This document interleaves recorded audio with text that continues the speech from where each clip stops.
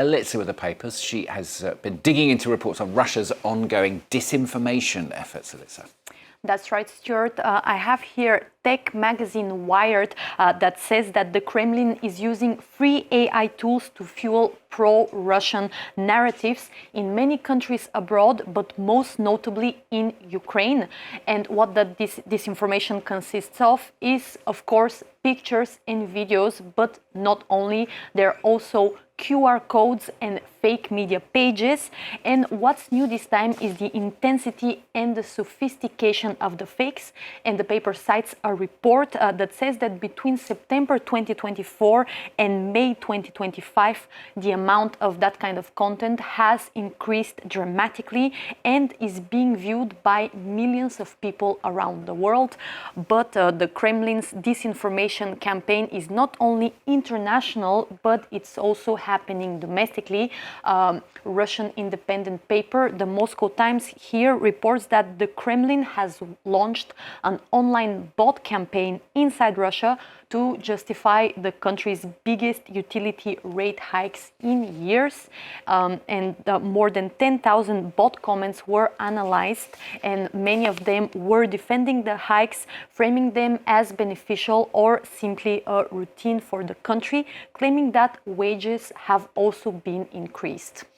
Let's move to the US for this next one. President Donald Trump reigniting fears of a global trade war. This time he's pushing Japan, as Charles was telling us, to agree to a trade deal by July the 9th. That's right. Financial Times here reports that Trump threatened to raise tariffs on Japan yet again. And as we heard, this time it's by 30 to 35%.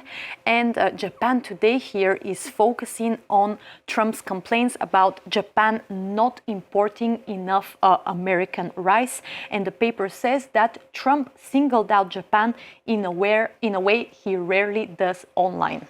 Come on, Elizabeth, it can't just be about rice, can it? How are the papers analysing this? That's right. Well, the Wall Street Journal here is actually explaining the situation by looking at the car industry, citing people familiar with the matter. It writes that Americans might demand a cap on the number of vehicles exported by Japan into the US, but Japanese officials are standing their ground, and they are refusing any deal that preserves Trump's 25% auto tariff.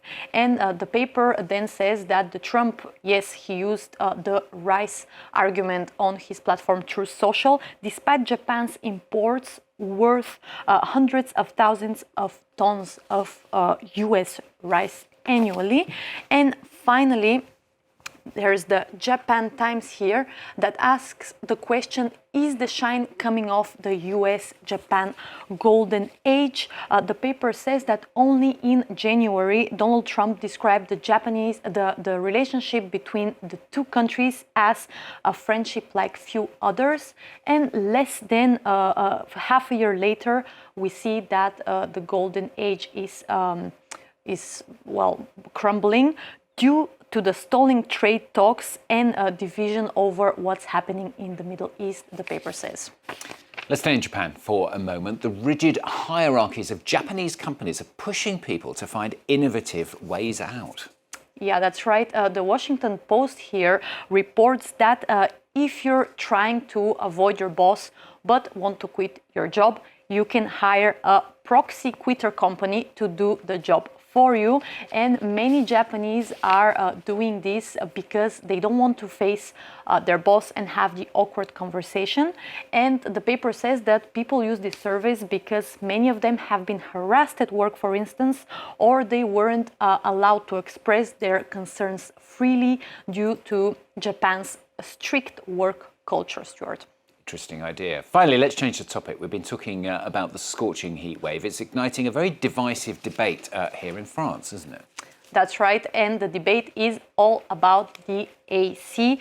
On the one hand, there are the pro-AC columns, including this one in a French right-wing paper, Le Figaro.